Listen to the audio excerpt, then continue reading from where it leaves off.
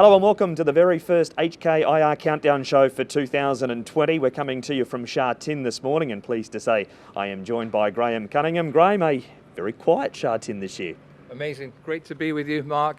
Welcome everyone to the first Countdown Show. It's such a surreal sight and sound, so quiet. This place on a Wednesday morning in IR week, as you know, Mark, would be absolutely hopping with media, with celebs, members of the public to see the horses work out. It's not like that this year.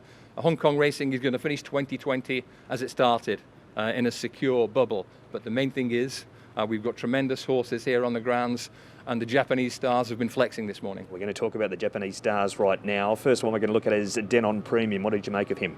Well, we haven't got a long show. I wish we had in some ways, because I've got so many good things to say about this horse. I really like him. Probably more excited about him, Mark, than any other horse on the card this weekend. He's got high quality Japanese form. He's been very lightly prepped. He's going to be fresh. He floated down the lane here this morning. Yesterday he was goofing around on the all-weather without the headgear, had the blinkers on today, and he looked much more focused. He's a high-quality horse who's ready to peak this weekend. I also like the fact that William Buick gets aboard this weekend. I think Denon Premium is a major Japanese chance in the Hong Kong Cup. You wouldn't know he hasn't travelled here before on his work this morning. Yeah, I think he's ready to produce perhaps the performance of his career. He represents the almond eye form. I thought he ran a great race for a long way in the 10-hour show last time. I will be very surprised if he's not ridden with more patience this time.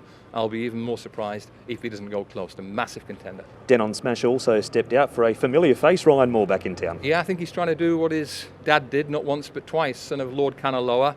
He is a good quality, consistent Japanese horse. I think it's a wildly difficult sprint this year, but he went nicely with Ryan Moore aboard. That's clearly a plus for him, but it takes a very good sprinter from Japan to win the Hong Kong sprint. Is he as good as his dad? No. Does he need to be? No. Has he got a chance? Perhaps. Normcore, also on the turf. What did you make of the performance? Yeah, she's got fences to mend because she ran badly, and I don't know why last time in the QE2. She ran really well when she came here last year for fourth in the Hong Kong Mile. Up in distance shouldn't be a problem. I saw her closely this morning. She got a love tap to keep her about her business coming up the straight. I think only an absolute career best will do for her this weekend. And Admire Mars, the reigning mile winner, got a little shake up at the furlong but responded nicely. Yeah, incredibly solid, I think. He's going to have Sumion on board for the first time since he won this race last year. He's a year older, a little bit stronger. I thought he looked in great shape. The mile is perhaps the most tantalising race of the weekend. But I think whatever beats him will win. I think he's bound to run at least up to the level of last year, and that puts him in as a main player. Tower of London and Winbright just had a quieter morning on the all-weather. 6 Japanese here this year. On what you've said, there's one that stands out for you. No question. I did this race in detail, the Hong Kong Cup last night, and it's a dangerous thing to say. I came away thinking I could see this horse winning quite snug, quite decisively. I think he's sitting on a peak performance. Looking forward to Denon Premium this weekend. Premium content, Mark. What we'll have on the show, Graham, right throughout the week as well. And we start with our first guest, which is Ryan Moore. He caught up with Ed Sadler after he had a ride on Denon Smash this morning. Welcome to Sha Tin on this Wednesday morning of Longines Hong Kong International Races Week. Here is the latest news, and we saw Denon Premium and Denon Smash work on the turf this morning. Denon Smash will, of course, line up in the Hong Kong Sprint on Sunday, where he'll be ridden by Ryan Moore. Yeah, look, it was nothing over strenuous, but he's been here before, and it was just getting a feel of him today. Yeah, he seems well. You know, he's plenty of form in the book, and look, it's always hard to beat the Hong Kong horses in the sprint, and obviously this year there's Classic Legend who looks, you know, he looked exceptional in Australia. So as always, it's a tough race, and you know, we probably have to step up a little bit, but hopefully get a good run and perform well. In other Hong Kong sprint-related news, and we won't be seeing Inferno line up in the race, unfortunately. The Singapore visitor was scratched on Tuesday. Zach Purton was due to ride him, but instead he'll be on Amazing Star. Yeah, I think it's sad for Cliff and the connections, and obviously everyone from Singapore as well. They put a lot of effort into getting the horse here. His last win was obviously very impressive. you know, it is what it is. Unfortunately, sometimes these things happen, and he's better off not running if he's not at his best. So yeah, we'll just focus on the rest now and the one I've picked up, and hopefully I can still have some luck.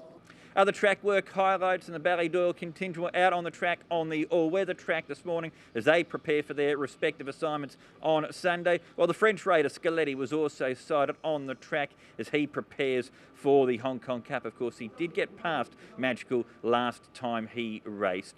That's the latest from the track this morning. We've got the all-important barrier draw for all 4 Group 1 races coming up on Thursday. Make sure you stay tuned in to our social media channels for all the latest updates. There's Ryan Moore. Of course, it is IJC Day, and he's a dual winner of the championship too. He is. He's a world-class jockey, but it's been a very unusual year for Ryan Moore. If you're the jockey who travels more than anyone else in the world, a year like 2020 is going to impact your season massively. It has done. He's had a quiet year, both in terms of number of winners and the quality of winners. I think Aidan O'Brien's had, 14 Group 1 winners. Ryan's only been on 4, maximum 5 of them. That's not normally the way it goes. But he's got tremendous chances this weekend, and we know how good Ryan Moore is, and we know how good the likes of Magical, Mogul, those are the key horses for him this weekend. Mogul is particularly interesting because Aidan O'Brien has always raved about this horse, and I sense that Ryan's pretty keen on him too. It's a perfect segue, Graham, into a chat with Aidan O'Brien. We sent a Jockey Club crew to his home, and here's a little insight into Aidan O'Brien at home without Mogul.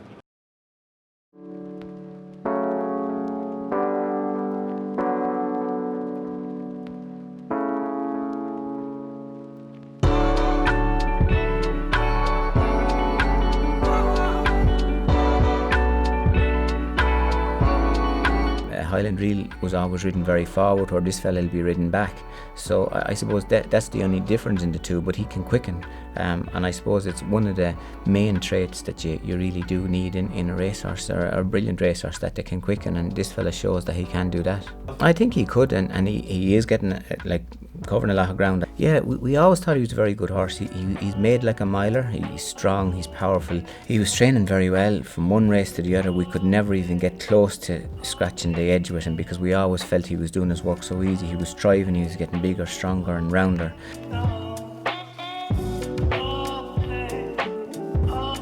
We went to France and we had other horses in the race, and we knew it was going to be a solidly run race, and we said to Pierre, listen, just put him asleep, take your time and produce him late. Obviously Pierre gave him a brilliant ride, and it became very apparent very halfway through the race what was going to happen. He was getting stronger and stronger, and Pierre weaved him through, and when he asked him, he quickened immediately, and it was the first time we saw what he could do. So obviously he's a horse likes a nice strong run race and take your time on him, and those things don't always happen that way. He went to America and the pace was very slow and messy, and it just didn't work. You're always a little bit at the mercy of the race, or at the pace of the race. So but we're going to look forward to seeing him now again. We think he's in great order again. He's danced every dance, he's travelled a lot, but after saying that, he seems very well, and I wouldn't dream of making an excuse in any way, but it's a race that we think could suit him. And 3-year-old over 2,400 metres, Graham. He took on the older horses at Keeneland last time, Mogul. Is it a match race between him and Exalted in your eyes? On the ratings it is, and I think it probably is, but there is an if, there's always an if. Possible tactical complications, because there's no real strong striking leader in this field, and that could be a headache for Ryan Moore, Aidan O'Brien and Mogul. He has one piece of form that shines like a beacon in his record. That's the Grand Prix de Paris, when Pierre-Charles Boudot rode him, but more importantly, he got a savage gallop to run at, and he absolutely blossomed that day. Aidan advised Pierre-Charles to try and produce him late, that he had a really good turn of foot. Strongly run races help that type of horse, and he whizzed clear of a horse called In Swoop, who went on to run second in the Arc. The form is very solid. He went to America and he got ambushed in a very slowly run race, dropped out in rear, never able to land a significant blow. That's not the real Mogul, but will he get the strong gallop this weekend? Exultant, as we know, is a very strong stayer, capable of sustaining high speed, top speed for a long period. I can see it a really seductive tactical angle with Zach making the break for home, Ryan Moore stalking on Mogul. May the best horse win. I think it could be very close between the two. A little chat about their possible weaknesses. Is it the fact that he is a 3-year-old against the older horses again, his weakness? Wait till you see him physically. Yep. You won't be too worried about his physical makeup then. He is a bull of a Galileo colt. He's a gorgeous looking horse, very strong. He'll be getting a little bit of weight from the older horses. Aidan O'Brien has waxed lyrical about this horse all year. He said, we've never been able to scratch the edge of what he can do. And that's perhaps because he needs a certain set of circumstances. In a smaller than normal Vase field, he's not likely to get a very, very strong gallop. But even so, Mogul is definitely, he has to be high on anyone's shortlist. The horse of the year against Mogul in the Hong Kong Vase. May the best horse win. I think it could be very tight. Has he just lost a little bit of that killer instinct, Exultant at his first 2 starts back behind Furore, or is it a case of, is he a year older now, he might have just taken a little bit longer to come up? He should be at his peak now, age 6. I think you touch on a fair point there. That hasn't been quite that hitting the line as vigorously as he normally does, but I'm not going to hold that against him. Tony Cruz is mustard at priming his really good horses for the big day. So he's always been somewhat underrated. Exultant in the shadow of Beauty Generation for a while, now Golden 60. He'll be primed to rock and roll, and the key moment will come maybe 400 metres out. Zach's going to have to say, let's go at some point on Exultant. I think Ryan Moore will be stalking him, and it's the first race, I think, of the 4 Group 1s this weekend. It should get us off to a great start. Graham, you're going to join us right throughout the week with all of the countdown shows up until the eve of HKIR. Yeah, right through to Saturday. We've got some tremendous guests lined up. There's a bit of flex involved, a little bit of ducking and diving, but I think we're going to have William Buick via Zoom tomorrow. Scaletti's trainer, Jerome Renier, up-and-coming French force.